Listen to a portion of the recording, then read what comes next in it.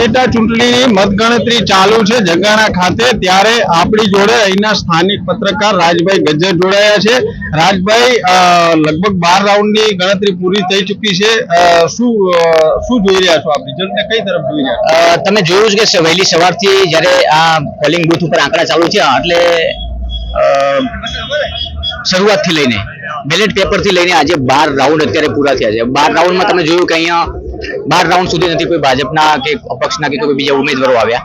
ગુલાબસિંહ વહેલી સવારે આવ્યા હતા, એમના ચહેરા ઉપર તમે આત્મવિશ્વાસ પણ જોયો હશે, અને જ્યારે એમને કહેવામાં આવ્યું, સવાલ કરવામાં આવ્યો મીડિયા દ્વારા, ત્યારે એમણે એવું નિવેદન આપ્યું હતું કે સાહેબને હું સેવક તરીકે આવવાનો છું।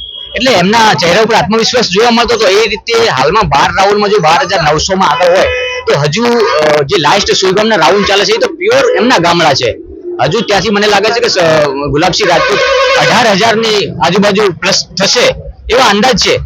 થાય જો એટલા થાય તો પછી ભાભરનો જે રાઉન્ડ આવે છે તો ભાભરમાં 15,000 ની લીડ ભાજપ લેવાનું છે, એ તો 100% છે।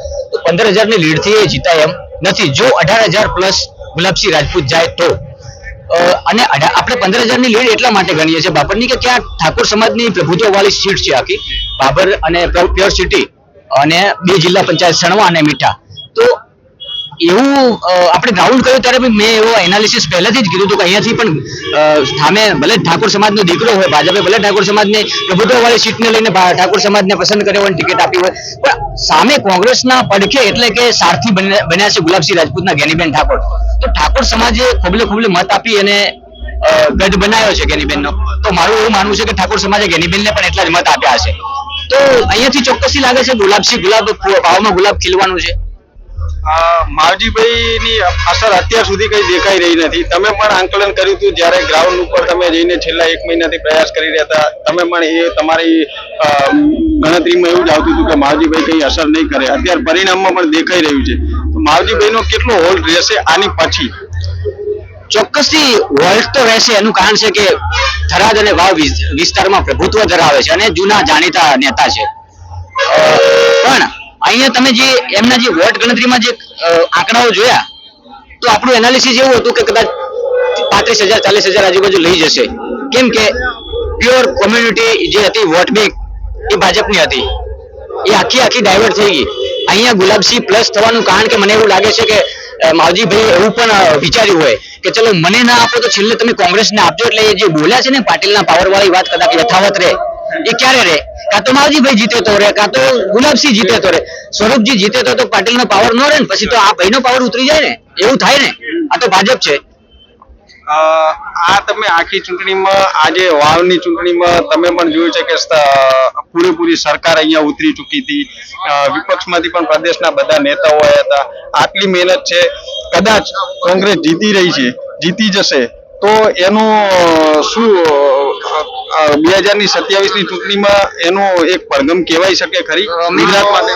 મેં પહેલા પણ કહ્યું છે ને આજે પણ કહું છું કે આ સીટ જો ગુલાબસિંહ રાજપૂત જીતીને અહીંથી જાય છે તો મેં પહેલા કહ્યું છે કે આ 27ની રણનીતિ પાકી છે। અને 27ની રણનીતિ નહીં પણ 27માં થરાદમાં ધારાસભ્ય કોણ હશે અને વાવમાં કોણ હશે એ પણ નક્કી થઈ જશે ગુલાબસિંહ જીત્યા બાદ।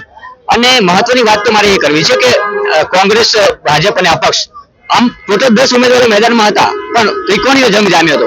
હવે ત્રિકોણીય જંગમાં જ્યારે માવજીભાઈ એન્ટ્રી કરી એટલે આ સીટ છે તો ફક્ત ટાઉન બની, રસાકસીનો માહોલ બન્યો। તમે જો મહારાષ્ટ્રમાં પણ આજે ગણતરી છે, અહીંયા તમે બનાસકાંઠાની ગુજરાતમાં જો કોઈ મહારાષ્ટ્રની ચર્ચા નથી કરતું, માત્ર ને માત્ર વાવ સીટની ચર્ચા કરે છે। એટલે કેટલી બધી ટફ ફાઇટ હતી, પણ છેલ્લી ઘડીએ, અને એ શરૂઆતની વાત કરું તો શરૂઆતમાં પણ તમે જોયું છે કે ભાજપ 3જા ક્રમે જ હતું ટિકિટ આપી ત્યારે, પણ જ્યારે લાસ્ટ 2 દિવસમાં શંકરભાઈ ચૌધરી ગ્રાઉન્ડ ઉપર ઉતર્યા અને 12 કલાકની અંદર 3 સભાઓ કરી। પહેલી મહત્વની ચૌધરી સમાજની સભા કરી। ચૌધરી સમાજની સભા એટલા માટે કરી કે મહત્વની વોટ બેંક ભાજપની છે અને કાયમ માટે ચૌધરી સમાજ ભાજપ સાથે વરાયેલો છે। અને ભાજપને મને એવું લાગે છે, મારા માનવા મુજબ, મેં જ્યાં સુધી જાણ્યું છે ત્યાં સુધી ચૌધરી સમાજને ભાજપે બહુ બધું આપ્યું છે। તો પછી માવજીભાઈ અપક્ષમાં લડતા હોય તો પછી શંકરભાઈને મેદાનમાં આવવું પડે। અને જ્યારે એ ચૌધરી સમાજની મિટિંગ કરી, ત્યારબાદ બ્રહ્મ સમાજની મિટિંગ કરીને ત્યારબાદ બીજા દિવસે એટલે કે 12 કલાકમાં 3 જંગીર જાહેર સભાઓ કરી, પણ એ જે જાહેર સભામાં આવવા વાળા વ્યક્તિઓ કેટલા સાચા નીકળ્યા એ તો આ આંકડા ઉપરથી ખ્યાલ આવી જશે।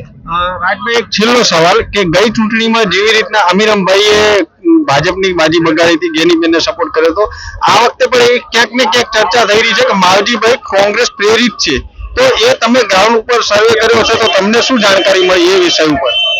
હવે જો પહેલા તો હું એવું માનતો હતો કે જો માવજીભાઈ ચૌધરી આપણે તમે પણ જોયું છે કે એનાલિસિસ કર્યું છે ભાજપ કોંગ્રેસ અને અપક્ષે અને ત્રણેના સોશિયલ મીડિયામાં આંકડા પણ આવ્યા છે. એ આંકડા જોતા બરોબરી એવી હતી કે માવજીભાઈ 70,000 મત લઈ જાય તો એવું માનવામાં આવે કે જેમ ધાંધ્રામાં માવજીભાઈ લડવા માટે ઉભા રહ્યા અને જીતી ગયા અપક્ષમાં, એવી જ રીતે આ માવજીભાઈ લડવા માટે ઉભા રહ્યા છે તો 70,000 મત તો લઈ જશે ને.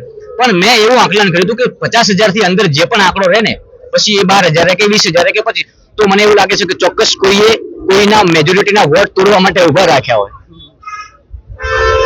તો આ હતા રાજભાઈ આપણી જોડે જોડાયા હતા. એ અમને અહીંયાનું સ્થાનિક લેવલનું 0 રાઉન્ડ થી પત્રકારિત્વ કરેલું છે.